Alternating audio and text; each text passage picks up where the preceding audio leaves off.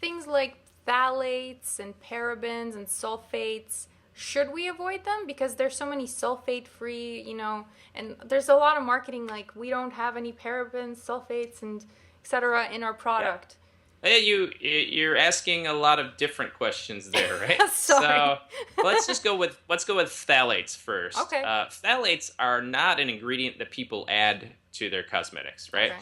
It's an ingredient that is a byproduct of chemical reactions to produce other ingredients. Or it's an ingredient that's found in plastics. So in your packaging, it'll be Right. found. And some of those can leach into the cosmetics. But the level that that phthalates are found in cosmetics is so low that it's not a measurable risk to people. And so for years, it's been ignored. But the thing is, we're getting really good at chemically detecting ingredients that are in your products. And phthalates in a very high concentration are certainly not ingredients that you want anywhere on your body. But the thing about any ingredient is it's the dose that makes it dangerous, not the specific ingredient. And so the dose really does matter in this case. And so something like that, phthalates, it's really not that much of a safety concern. However, what it is a marketing concern, and because especially with the spread of information on the internet, just remember on the internet, anybody can write anything about anything. And so not everything is true. There's a lot that's not true. And there's a lot of groups that have, they can leverage information and scare you to donate to the cause or scare you to buy a different product because their product doesn't contain a certain ingredient. And so there is a ton of what I call fear marketing in the cosmetic industry. And I think one of the reasons is that small companies are not able to compete with the marketing budgets of big companies, right? If you start your own cosmetic company, you're never going to be able to compete with Procter & Gamble, who sells, they spend $2 billion a year on advertising. But one of the things you can do is, rather than out-advertise them, you could try to scare people away from their products. And to some extent, that's very effective. In fact, it's so effective that now bigger brands are doing that too, right? I would say a brand like Burt's Bees, very big brand, and they stay away from specific chemicals that you find in other companies' brands. But Burt's Bees is not a tiny company. They were bought for $1 billion by Colgate, so they're actually run by Colgate. It's a $100 million brand at the moment, but growing. And so it's not a small brand. It's not like a mom and pop group anyway. And so that's what happens with all of these companies. They start out as a small brand. When they get large enough, they get gobbled up by a big brand. And people think that they're buying a small brand, but it's really just a sub-brand of a really big company.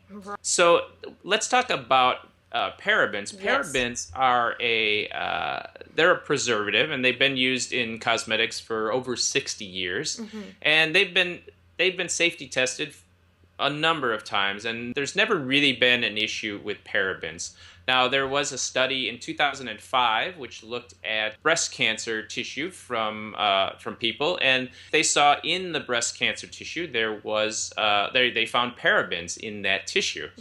They found parabens in non-cancerous tissue too, and so there was a lot of problems with this study. Right. The other problem with it was that they said that it was from underarm deodorants, and underarm deodorants don't use parabens. So Fantastic. So it was a troubling study all the way around, but that was enough to get information out on the internet and give parabens kind of a bad name. And since then, the FDA has looked at parabens, and even in Europe, the EU has a group called the SCCS, which is a group of independent scientists funded by government. And they have looked at the safety data on parabens, and parabens are perfectly safe to use. However, there are a number of consumers that are afraid of parabens. And so marketers take advantage of that, and they put no parabens on their packaging. And then they charge more. And they charge more, exactly. Well, what you have to understand about charging more, usually the companies that do that, they'll make I call them free from claims, they're free from an ingredient. Companies that make those kinds of claims are usually smaller companies, and it does actually cost them more to make the same product as a big guy because you don't have right. economies of scale, you can't buy as much chemicals. Absolutely. And so the reason they're more expensive is because they can charge more, and there's a lot of fear buying there. So Gotcha. there's one more ingredient to talk about, and that is your sulfates question. Yes. This is purely a marketing gimmick, and it's brought on, and it's got to the point where L'Oreal actually has a sulfate-free line. And I use it. Well, while I say it's purely a marketing gimmick, Yeah. You can make a perfectly fine working shampoo that is sulfate-free. Yes. It's cleaning your hair, so it's not a bad thing. It's just not giving you the benefits that you think you're getting from something being sulfate free. Sulfate free shampoos strip your hair just as much as sulfate containing ones. They're not better for hair color. There's the best thing if you want to keep your hair color longer. What you should do is just wash your hair less, because it's really the water is the thing that damages your hair, not a sulfate containing shampoo. But sulfates are one of those ingredients that it got out into the public. People sort of know the word sulfate, and marketers took advantage of that fear. And if you advertise sulfate free, like you said, you can charge more for a product that works about the same. Amazing.